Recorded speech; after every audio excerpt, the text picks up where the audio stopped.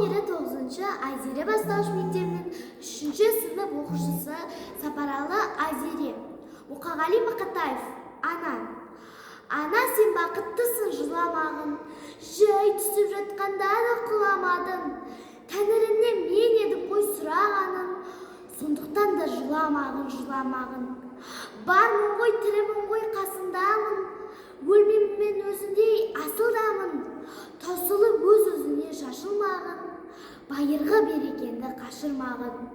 Мен сенің қанықпын ғой көз жасына, өзің кепіл тотпасып тозбасыма. 2 жыр жазсам саған бірін арнап, ана деп жаздым ылғи сөз басына. Мен сенің тәңірім кеше көрсін кесірімді, аспанға жазам сенің есіміңді. Ана, сен бақыттысың тербете бер, құба талдай иілген бесігімді.